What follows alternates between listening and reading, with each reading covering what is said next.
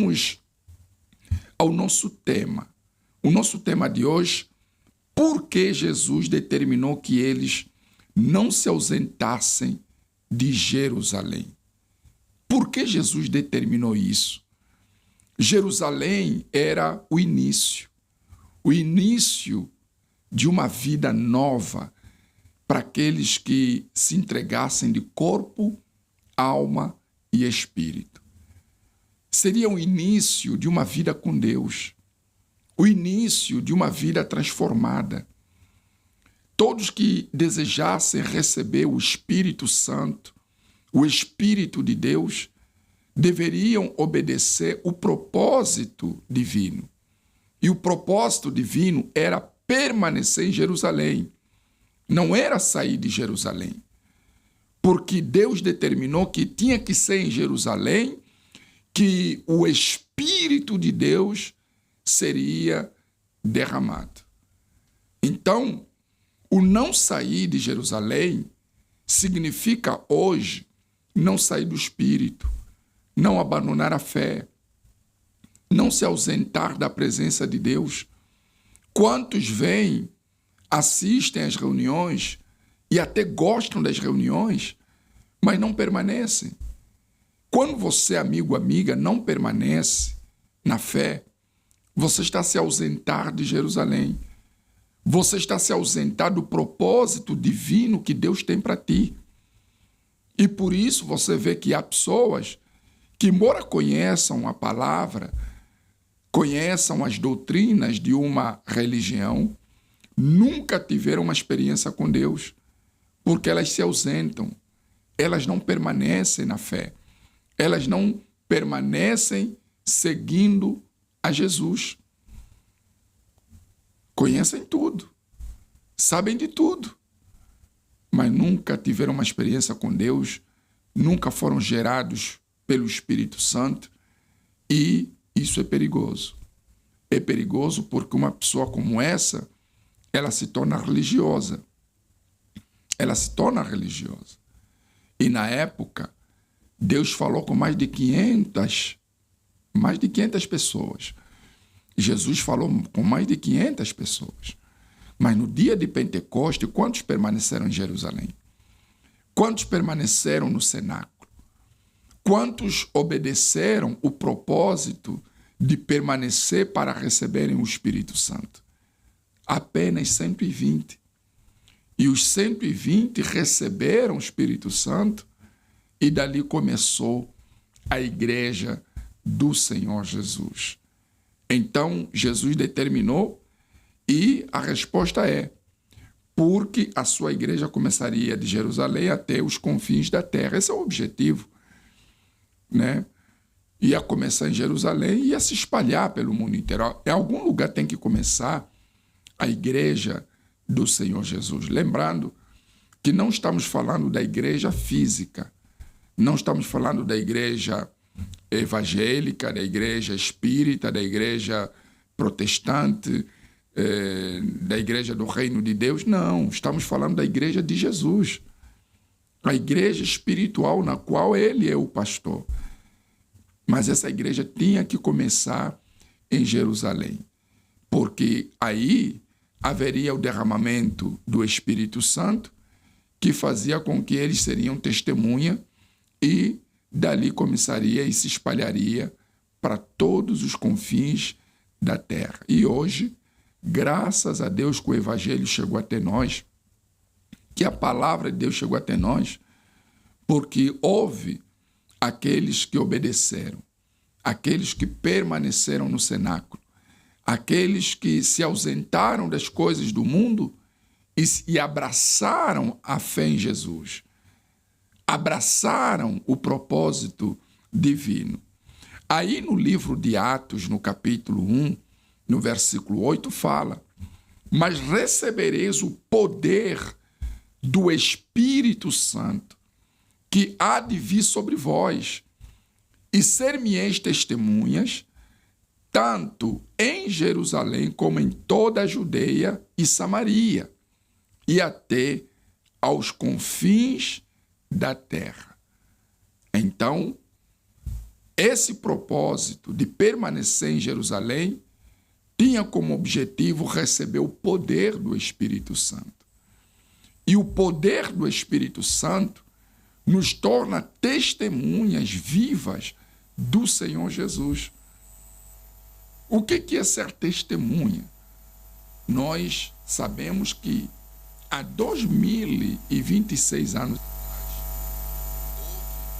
a morte e a ressurreição do nosso Senhor Jesus Cristo. E de lá para cá, as pessoas podem ser testemunha, como podem não ser testemunha. Como é que eu sou testemunha? Quando eu sou gerado pelo Espírito Santo. Porque se eu for falar de Jesus e eu não sou batizado com o Espírito Santo, embora eu fale de Jesus, as pessoas não verão Jesus em mim. E as pessoas não vendo Jesus, não vendo Deus em mim, eu não estou sendo testemunha. Eu estou simplesmente pregando a palavra. Eu estou simplesmente evangelizando. Mas não é apenas evangelizar. Não é apenas pregar a palavra. Deus quer que nós sejamos testemunhas. Algo que aconteceu há mais de 2000 anos atrás, como eu serei testemunha? Como eu testemunharei como se estivesse presente no ato da crucificação e no ato da ressurreição? Quando o Espírito Santo é derramado, quando o Espírito Santo entra na vida de uma pessoa, é o próprio Deus dentro dela, e aonde ela vai, aonde ela entra, ela consegue mostrar esse Deus. Ela consegue mostrar o Senhor Jesus. As pessoas conseguem ver Deus nela, conseguem ver Jesus nela. E quando as pessoas veem Jesus na pessoa, ela está sendo testemunha. Ela está sendo testemunha viva.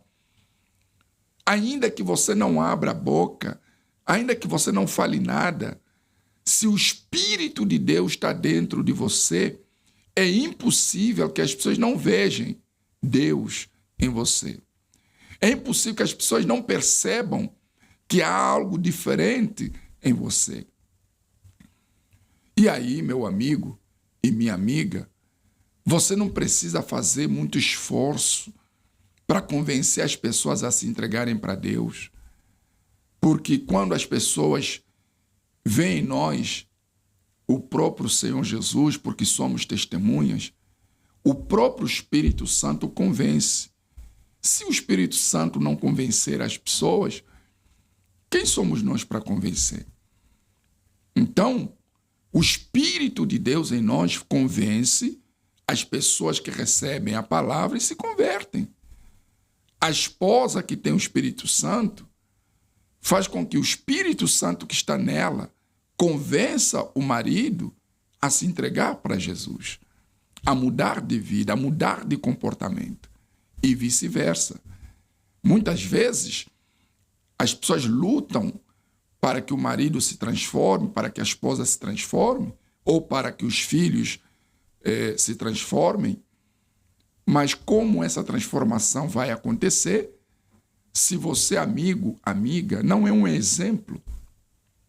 Se você não consegue mostrar Deus para as pessoas, você não consegue mostrar Jesus para as pessoas, para que o seu familiar, o seu ente querido, possa mudar, essas pessoas precisam ver em você uma testemunha viva. E isso só acontece por obra do Espírito Santo. Quando o Espírito de Deus entra na sua vida, quando o Espírito Santo habita em você, então você é uma testemunha. E o que você fala não é você falando. É o próprio Deus a falar. É o próprio Espírito Santo a falar. E o Espírito Santo tem o poder de convencimento. E convence aquela pessoa a mudar de vida, a mudar de comportamento, a mudar de atitude. Não se ausentar de Jerusalém também representa esperar. esperar o dia. A gente sabe que, por eles esperarem, no dia determinado aconteceu o derramamento do Espírito Santo, justamente no dia de Pentecostes. E nós, a Igreja de Jesus, estamos a nos preparar para esse dia. No mundo inteiro, o dia 24 de maio é o dia de Pentecostes, é o dia que Deus separou para batizar, entrar na vida de quem crê. Claro, Deus pode entrar hoje, pode entrar amanhã, tudo depende do senhor e da senhora. Mas dentro do propósito que está sendo vivido, nós gostaríamos que você se preparasse, que você vivesse essa fé até o dia 24 de maio. Por isso o jejum de Daniel, o momento em que nós nos separamos de tudo que é errado, de tudo que não presta, de tudo que é nocivo à fé, de tudo que contamina a nossa alma, e nos focamos na meditação da palavra, na oração, para que no dia 24 de maio, o dia de Pentecostes, o Espírito Santo seja derramado, o Espírito de Deus desça, entre na vida de quem busca. É como o dia do casamento. Quando você casa ou vai casar, aquela data fica latejando na sua mente o tempo todo.